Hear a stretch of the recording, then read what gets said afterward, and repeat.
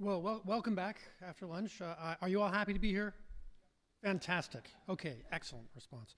So I'm going to go ahead and I'm going to go ahead and use the hand here to point with. So my plan today. So yesterday we talked about give you an overview of the database, and Elizabeth talked about some of the T-cell epitope tools. Today I'm going to focus mostly on antibody stuff, particularly our innovative CatNap tool, which is a combination database search analysis tool, which we're pretty excited about. Then I'll go on and do a walkthrough of why you might want to have an integrated sequence and immunology database with an example from the literature. Do a couple more tools and end with a nod to vaccine design, which is my particular interest. I came to the HIV database mostly because it was a place to work on vaccines, and that's what I've been doing mostly. So, starting out, here's our homepage, and if you go ahead and clicked on the immunology database, it would bring you to this page, which lists all our tools. I'm going to start here with the neutralizing antibody resources, which includes CatNap, and you can get there both from the pull-down menu at the top or from the list here, multiple ways in, so it's hard to get lost. And this neutralizing antibody resource landing page, I'll say a few words about neutralizing antibodies, and just because we have a mixed crowd here, the key, there are a lot of different holy grails depending on what your field is.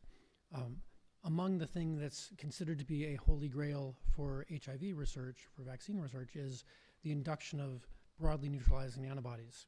So we have a lot of neutralizing antibodies that will block one strain or another of HIV, and a smaller number of broadly neutralizing antibodies that will block a large number of strains of HIV. And so there's a lot of interest in being able to generate those and characterize them, and use them, for example, in therapeutic cocktails.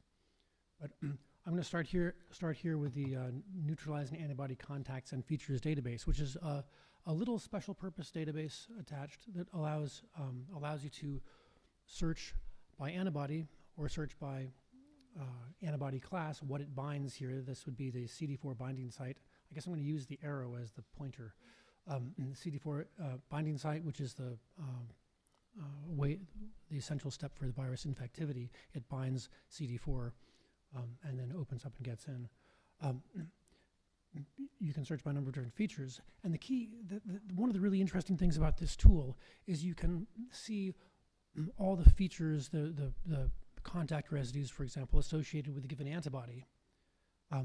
But you can also see all the antibodies associated with a given sequence feature. So all the antibodies that touch this residue or that residue, or these sets of residues. It's a groovy tool, and I recommend exploring on it. But I'm going to spend a little bit of time here on our CatNap tool, and we used to show a little picture here of a sleeping dog. Okay, and the idea was it was a theoretical approximation of a cat nap, right? Because a dog taking a nap, cat nap. But nobody ever laughed, so we took the picture off. See, it wasn't. How can it not be funny? I don't understand that. But clearly not. But CatNap essentially it was designed to address the following problem.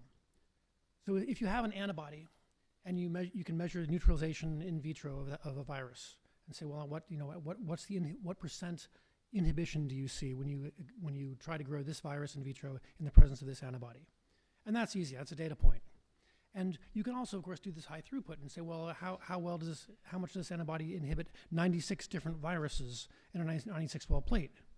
Well, that's still kind of manageable. But then when you say, what if I have 150 different antibodies, and I want to test how well they inhibit 200 different viruses?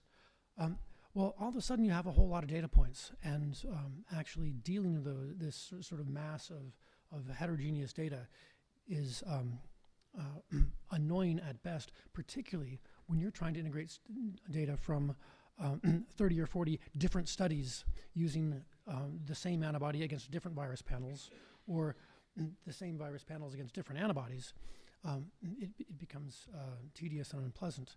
And so, some of our people, not me, I'm sorry to say, bit the bullet and essentially gathered and standardized all this vast assemblage of heterogeneous data into this single tool.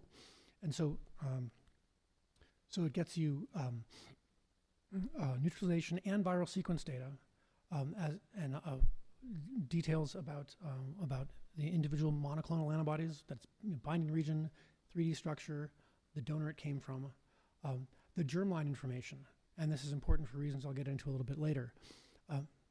Likewise, on the viral side, you get contact residues for the antibody on the envelope protein of the virus, which is its target, and various positions which may or may not be related to sensitivity or resistance. Those may or may not be part of the contact site.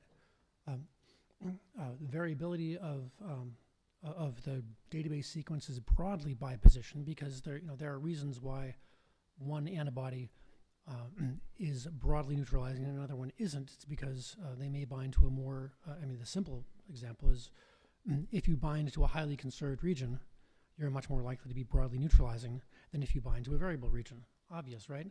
But hard to tabulate. There are a bunch of different ways to search this, as is the good database strategy. Lots of ways to find the information you're interested in. You can look by antibodies and viruses individually. You can look for everything that was published in a study. You can look by the germlines of the individual antibodies, and you can look by viruses or by the particular viral panel. I want to use the viral panel that Mike Seaman published in 2014. Okay, you can use that panel. You can look at all the studies that use that panel and then compare those results. And you can also put in a list of your own antibodies and sequences and use the same analytical tools. So in that sense, although the data that we are currently storing is all HIV specific, it's possible to use these tools and analytical methods on anything you want. All you need is neutralization data and sequence data. And finally, it has access to a set of neutralization signatures that have been established bioinformatically based on interactions with antibodies. And again, I mentioned the custom catnap. So I'm just going to show you briefly the search page and show you the kind of things that are on it. And this is again kind of fun to explore, and I would encourage you to do so at your leisure. But you can go, for example, and search antibodies by their names if you know their names, or you can go, as shown here, and search the attributes, which is to say, what person they came from, what germline they have for their V or J, or heavy chain. For the basic, what are the germlines associated with it? Any or all of those, or by where it binds. And you can also, as I say, go to the names, or you can just pick it and enter a list of my favorite antibodies. I want to look at PG9 and 10E8 and the RCO1. You can do that. Likewise, you can do the same thing for viruses. You can search the viruses. In this case, we're showing the panels. There's Mike Seaman's 2010 panel. There's the panel that Peter Harbord defined in 2017, and Nicole's panel. Likewise, you can choose those, and you notice there are different numbers of viruses. Lots of flexibility in how you do it, and you can then ask, well, what do you want to see? You want to see the antibody details? You want to see details about the virus? Do you want to see details about the assay? You can go back. Do you want the IC50, the IC80? You want both of them? Lots of different choices. So one of the outputs looks like this. So if you look at I'll show you a little more how to get here later on. So in this instance, we've gone in and asked for a set of viruses against two antibodies, 10E8 and PG9, and we've asked for both IC50 and IC80. And what we have here are the names of the viruses in this panel. As it turns out, and actually I lied to you, there are more antibodies here. You just can't see them. They're off under here. So there are, out of 1,000 viruses, and 4 antibodies, 2 inhibition conditions, and the viral sequences. So, and these are all sortable and sort together. For example, so if I want to say, well, if I want to sort all the viruses by the degree to which they are inhibited by PG9, I would click here, and this would bring all the red rows up to the top and bring all the viruses associated there up to the top. And I could then go look for, what features are responsible for this sensitivity to neutralization, and likewise resistance.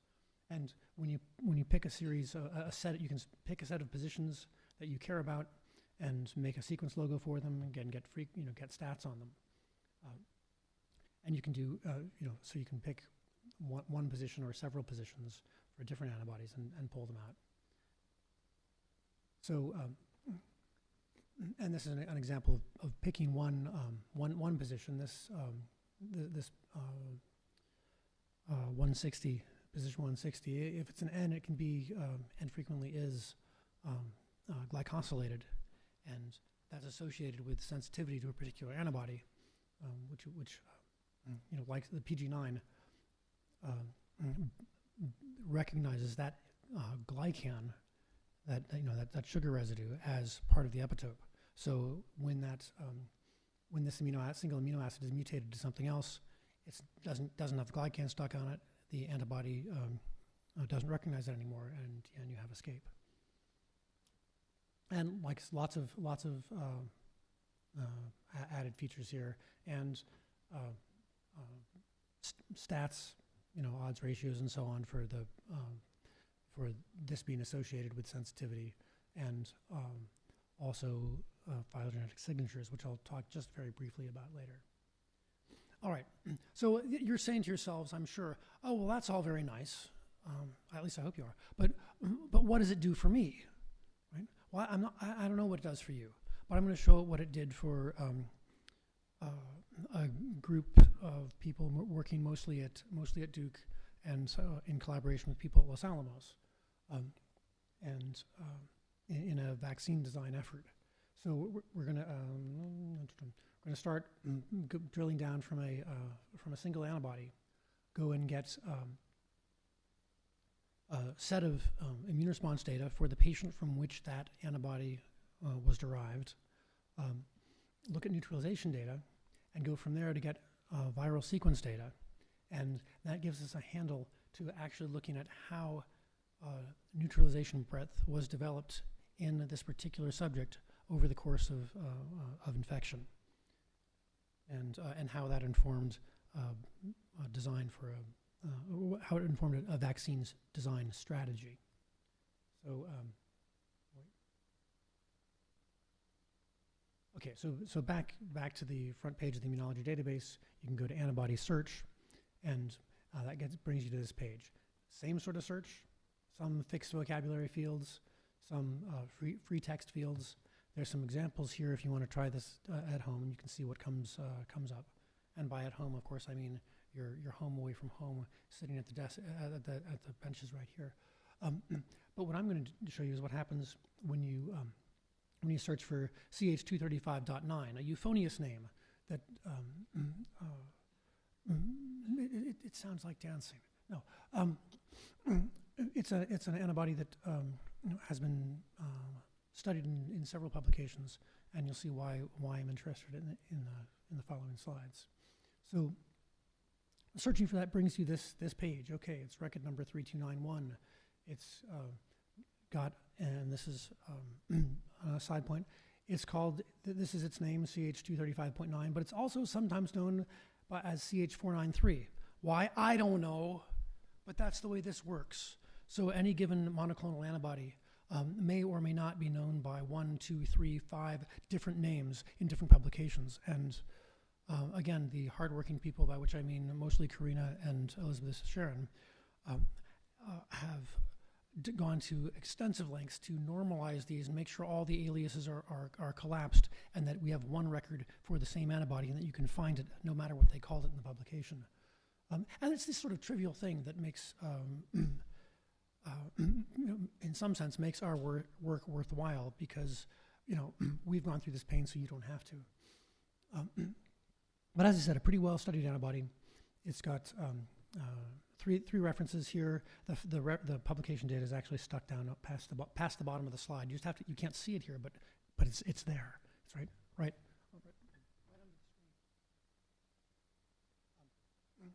So, but the thing we're going to do here is say, okay, well, right, we've got neutralization data, we've got contacts and features, we've got a donor. Let's go look at the donor.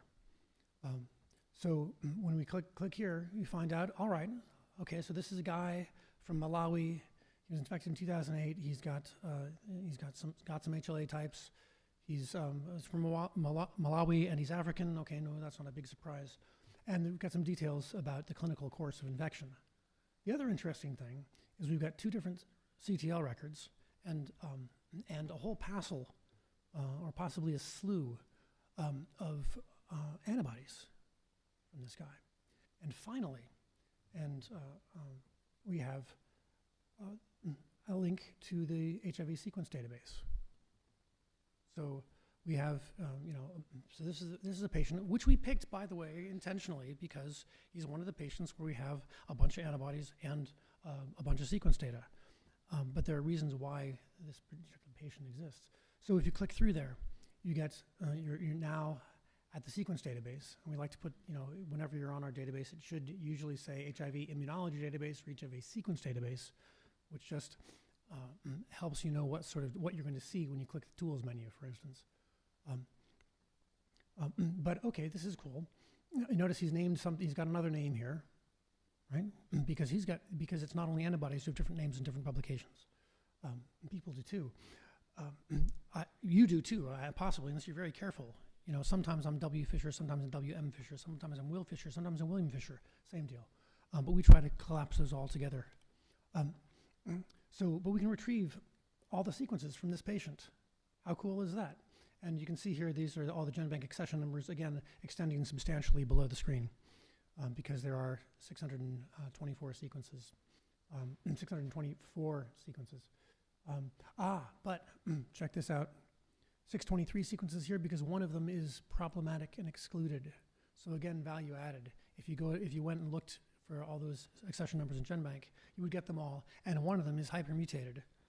I believe that's the problem with this one, or has some big deletion, probably represents a dead virus and isn't likely to be actually representative of the viral swarm.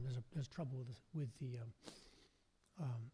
it. So in this case, one of those sequences is filtered out. In some cases, depending on how careful the researchers were, more than one may be missing, may be filtered out as problematic, though you can get them if you want.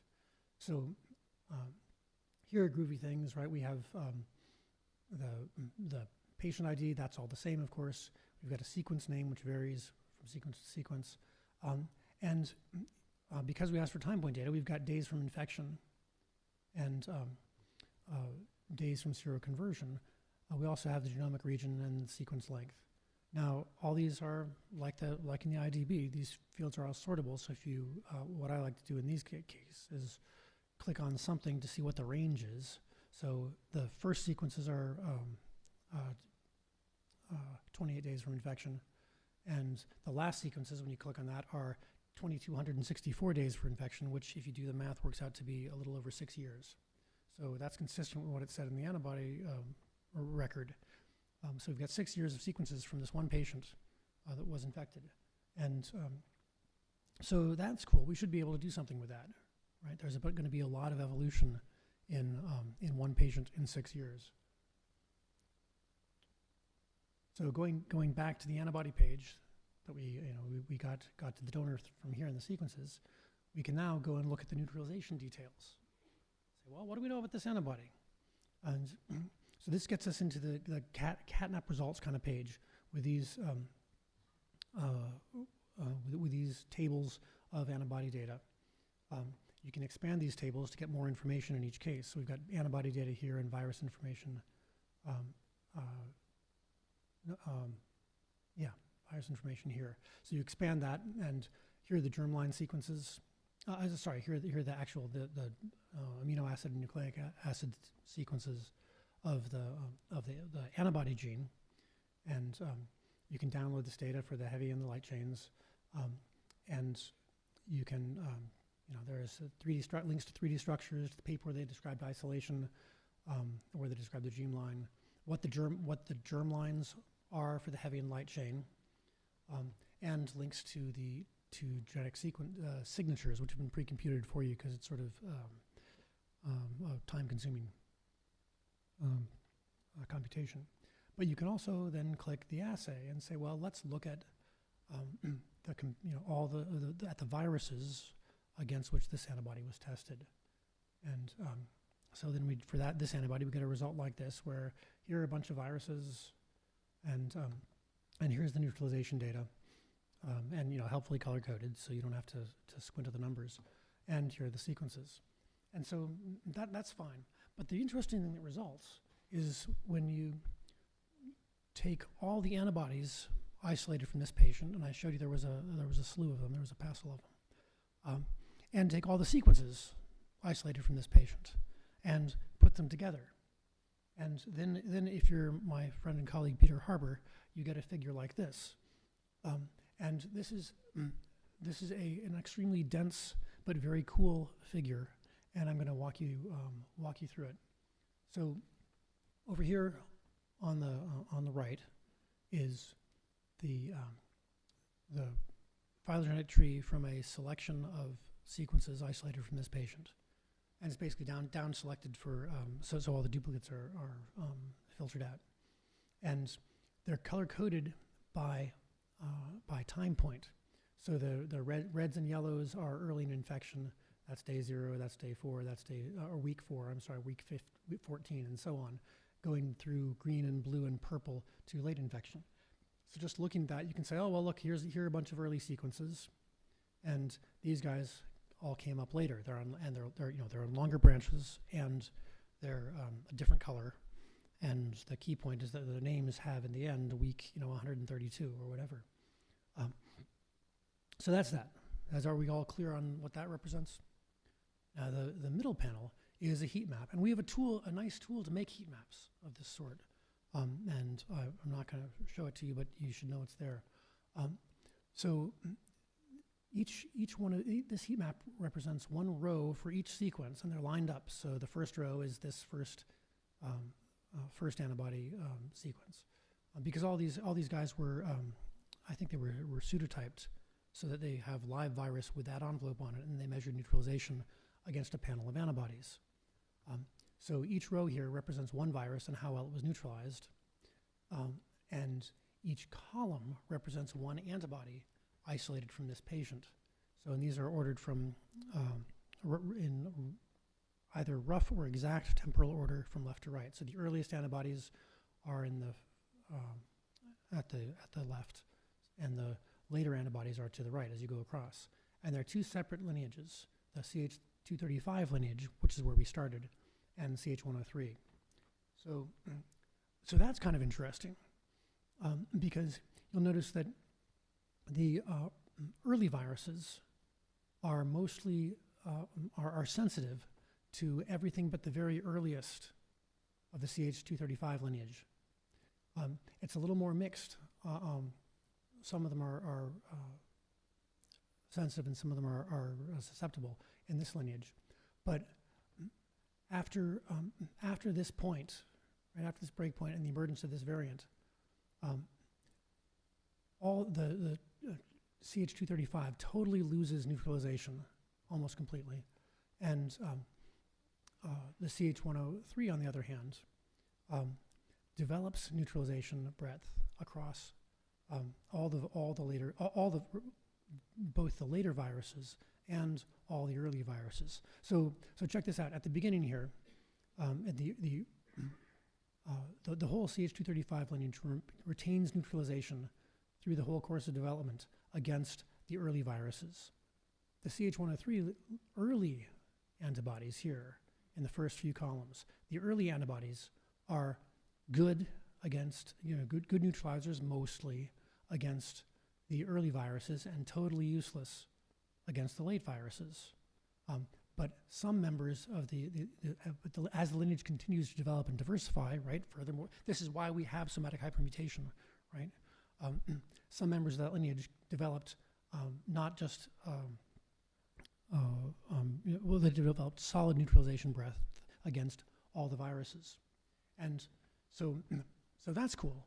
And the third part of this is if you go and look at the viral sequences, you can pull out the positions that change in the envelope, and these are positions. This is essentially an analyze a line output that Elizabeth showed you yesterday, with the letters changed to little squares.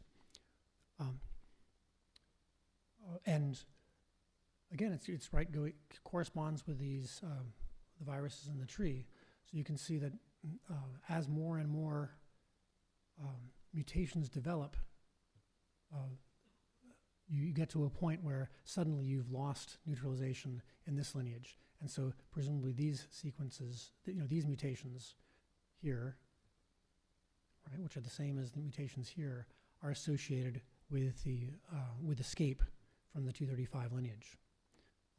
So this is a complicated and nice story of integration of the databases and coevolution between the virus and the pathogen. But okay, and you say, well, now that's very interesting, but what's it good for, right? And I have to say, we're in our group, yes, we're doing pure science, but we have a really strong applied focus, because what we want to make is an HIV vaccine, right? We want a broadly efficacious HIV vaccine that will shut the epidemic down.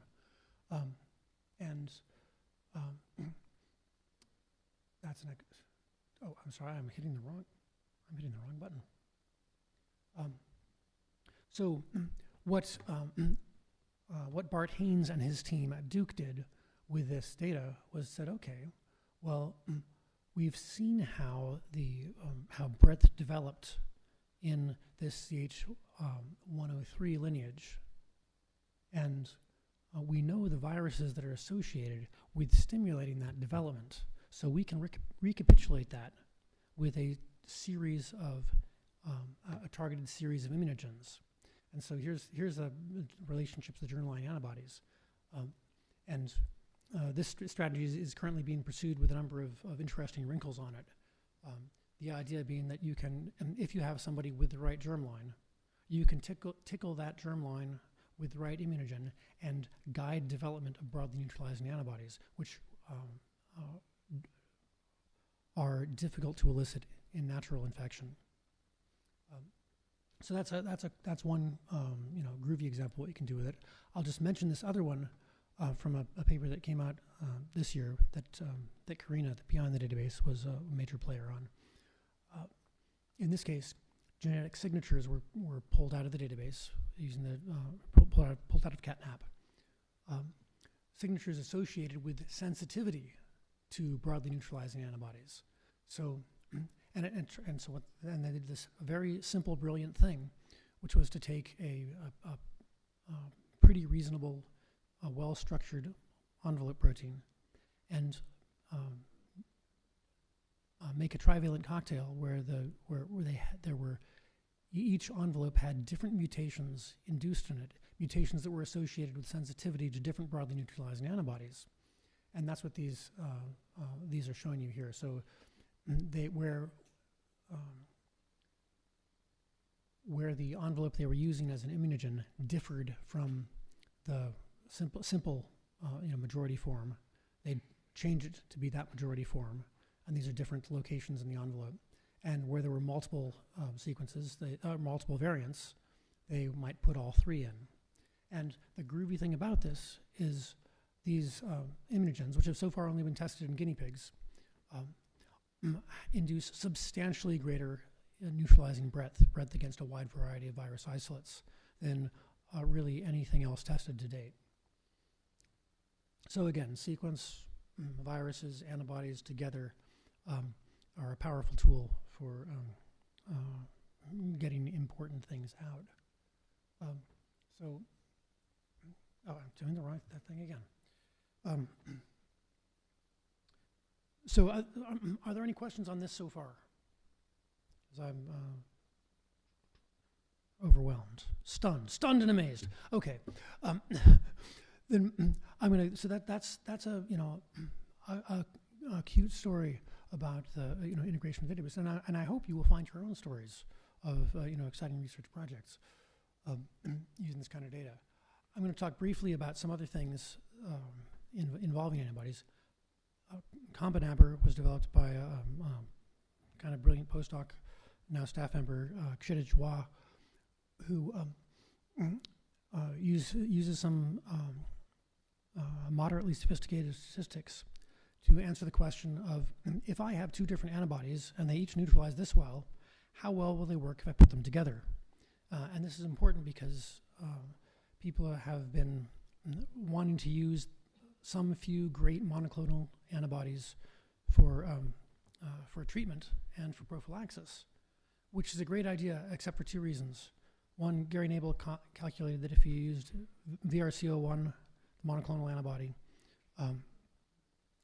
which costs something like $500 per microgram, if you use that monoclonal to shut down the HIV epidemic in sub-Saharan Africa, you could do it, but it would take 20 tons of monoclonal antibody, which yeah, you do the math.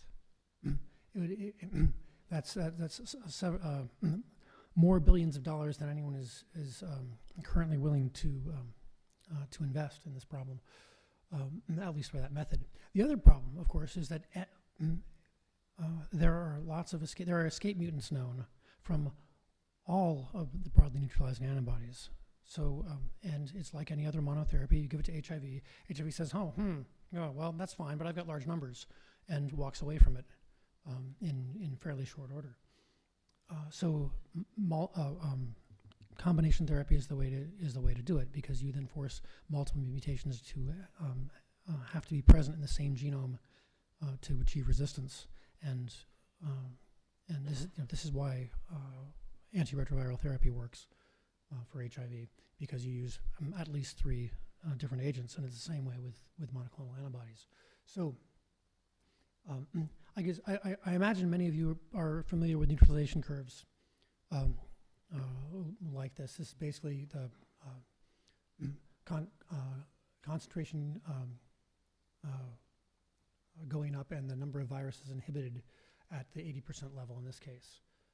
So as you get more and more antibody, you inhibit more and more of the viruses. And these are a number of the, several well-known, well-characterized monoclonal antibodies, and there are some others that are of the same class. That is, they bind the same, broadly speaking, the same epitope. So, VRC07 binds CD4. There are other CD4 binding antibodies, and so on. So again, concentration goes up this way, and the percent of viruses inhibited at this level goes up that way.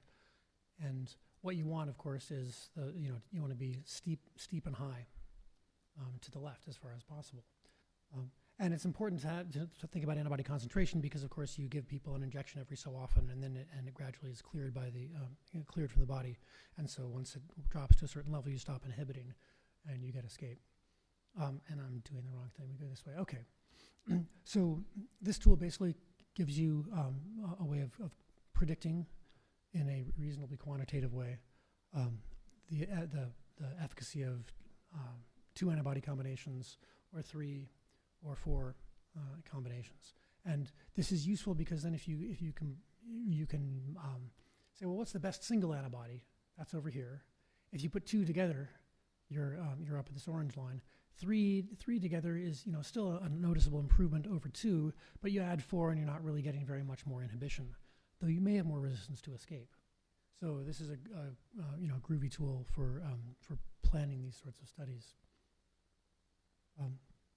Glycan shield mapping is another of Kshitij's contributions. I talked a little earlier about N-linked glycosylation sites.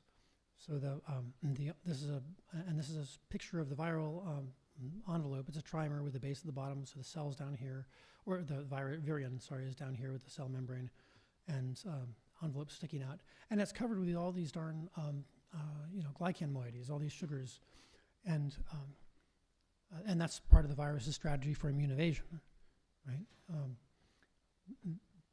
But it turns out that there are interesting relationships between the presence and absence of glycans and antibody sensitivity.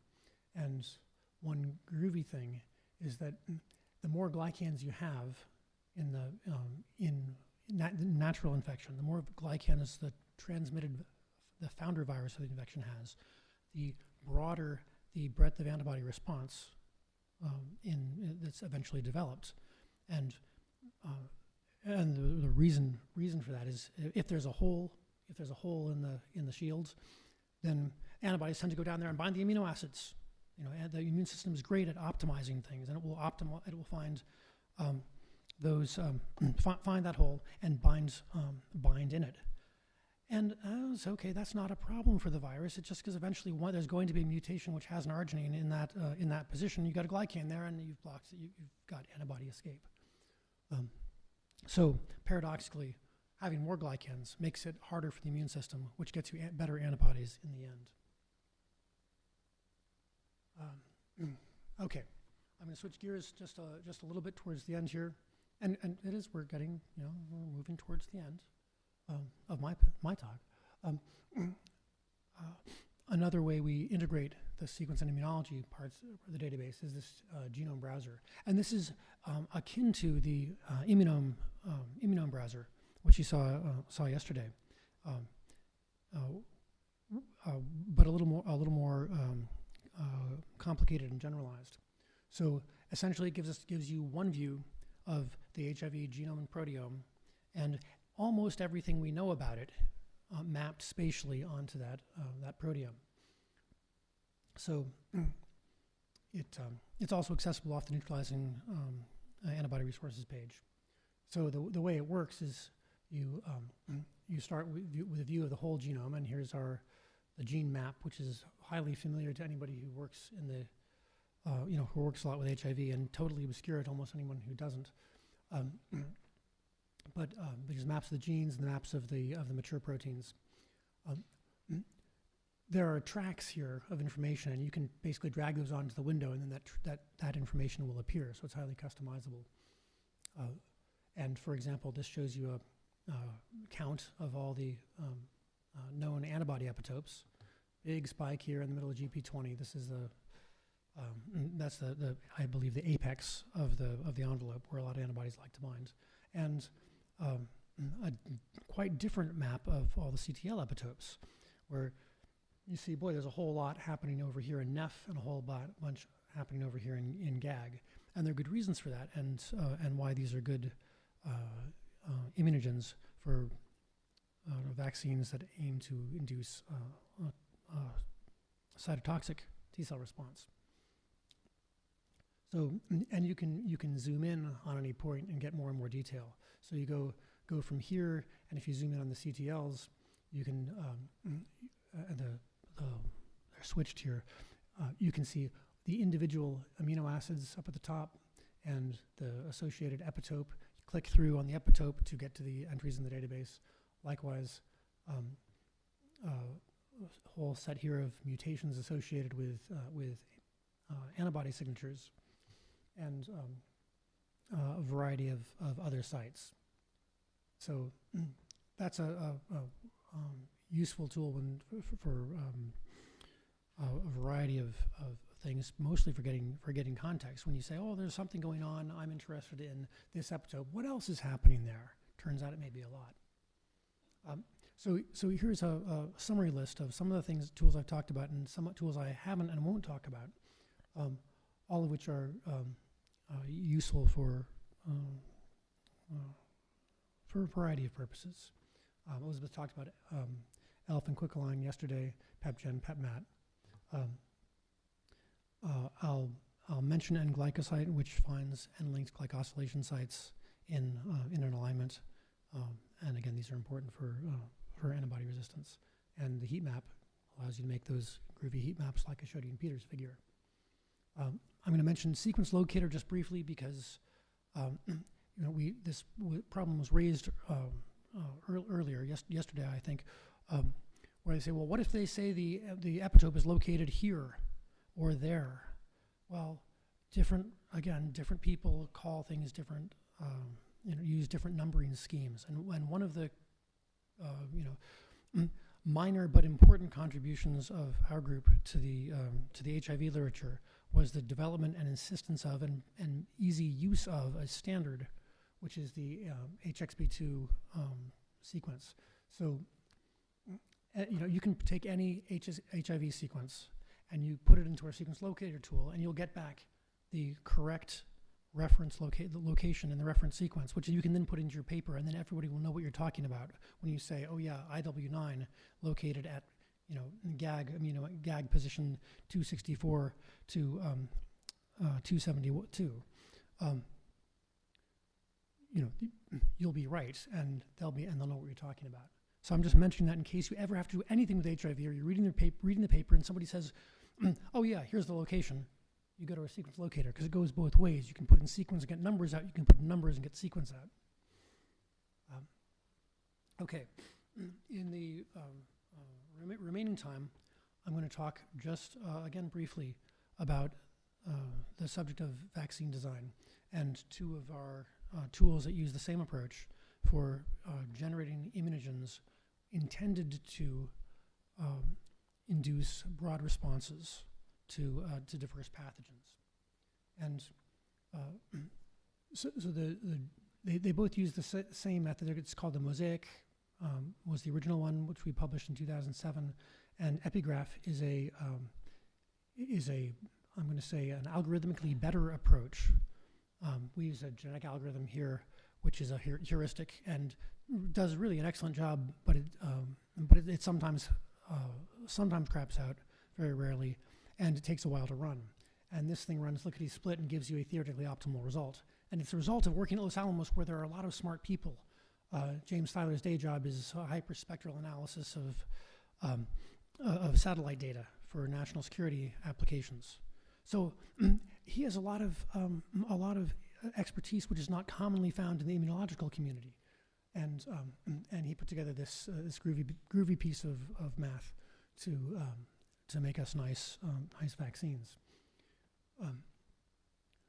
So the way these work, though, is you take a set of natural sequences, and I've shown here they have some phylogenetic relationship, and essentially chop them up and reassemble them together in such a way that you have proteins that are, although indistinguishable by eye from natural proteins.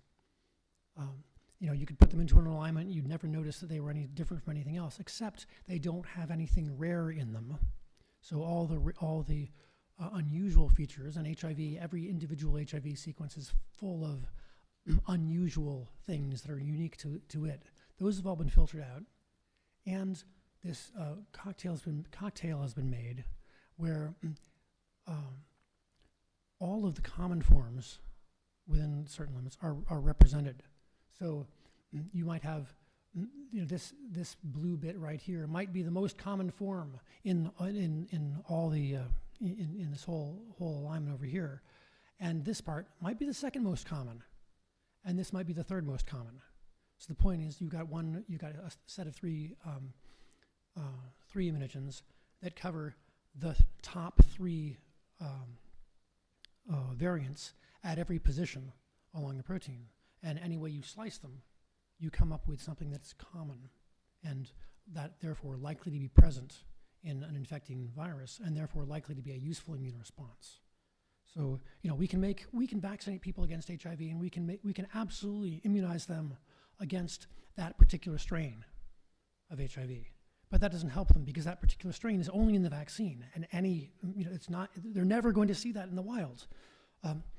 So what we want is a vaccine where every response you make is going to will be potentially useful to you, and these tools let you do that. And they're available here and there, and they've been used, as I mentioned yesterday, for a variety of different pathogens, including flu and Ebola and rabies, as well as some more obscure ones like porcine respiratory and reproductive virus. The other thing that's important when you're doing, and I guess I'll just go here and make these arguments a little more strongly.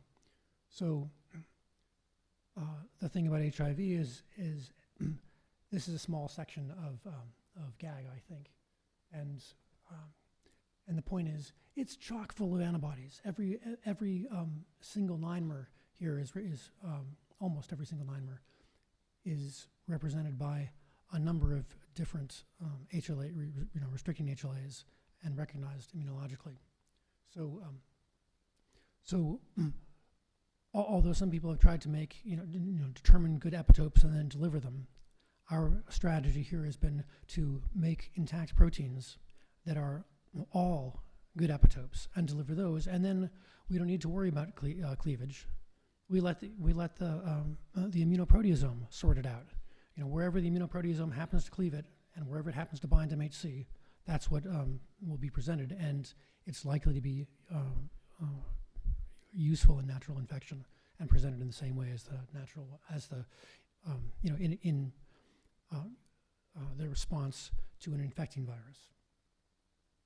Okay, I'll mention one other thing right here. It's nice to be able to compare vaccine candidates and say how good they are, because we started optimizing and they said, well, okay, we've optimized it. We think, what does that mean? And we went and compared with other vaccines, and oh, come on.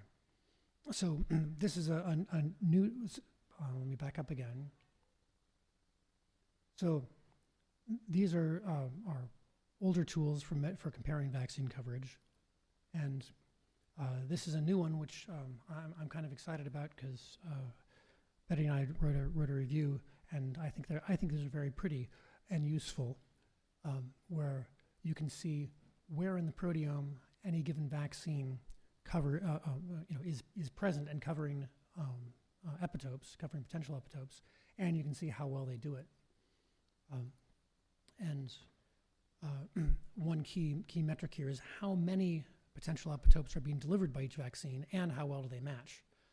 And what we've done here is said, okay, these colored bars give you how many potential epitopes are being delivered, and solid color is an exact match. Lighter colors are a number more mismatches. And how many epitopes and how many HLAs do we know about that are present in that vaccine? So while this little blue guy is highly conserved, right? Almost everything is exactly matched. There aren't that many actually known epitopes present, in contrast to this one, where the overall matching is a little less, but there are a lot more potential responses that could help you out. So you can read the paper here now. It's the review on T-cell vaccines, and this tool will be up shortly after I get back to Los Alamos. That's some more vaccine output, and I'll skip over that, and I'm going to skip over the variable region characteristics. And thank you very much for your attention, and I'll take any questions you have now or later.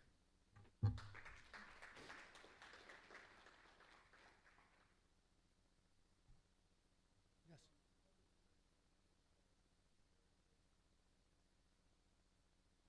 Yeah.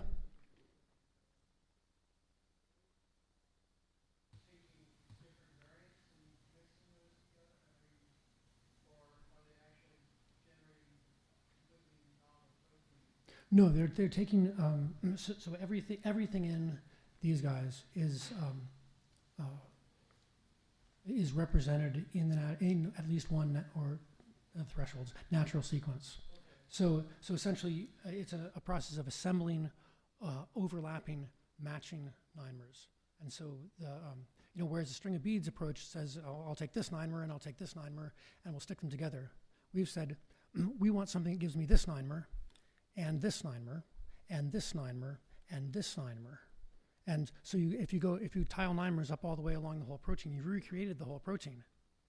But the point is that we're only using the common ones, and we're arranging them so that they're mutually they're complementary in the mathematical sense. That they if one's present at 40% in one protein, if it's present at 40% in the database, you might take that. Once that's in one protein, you can use the 20% variance in the second the second component, and you can use the 10% variant in the third component, and you've got add that up, you've got 70% coverage. And GP1 we've got and this is actually the design that's now in phase 3, or no, it's in phase 2B in Africa, and it's going to be in phase 3 in the U.S. and Europe, and that's got a Mosaic gag and Paul and envelope. No, actually, we don't. Shoot, no, I'm sorry. It's gag and envelope, and it's either some of Neff. I think it's Neff and not Paul. There's several different designs out there, but and people use either 2 or 3 different mosaics in this. I mean, I'd like to see 4 sometimes, but it's tough to get those licensed, and they're expensive to make. So people want, people say, well, can I use just one? And the answer is no. You can't use one. You have to use at least 2 because you don't get enough coverage with one. And if you present multiple variants, you actually encourage the development of T cell breadth. So you can put 2 things in, and you get responses not just to those 2 things. You get a response that may recognize several other different ones because you've selected for breadth in the receptor. Yes. Yeah. One ethical question. Some of the illustrations are very interesting and informative. Can we use it for teaching purpose? Sure. Yeah, you should credit the database, and if you go to the database, one of the on the help to the right of the far right of the toolbar, it says how to cite the database, and so just cite us and you're fine. And as I said, which way is this? Okay. So if you like these guys, you can go to this paper.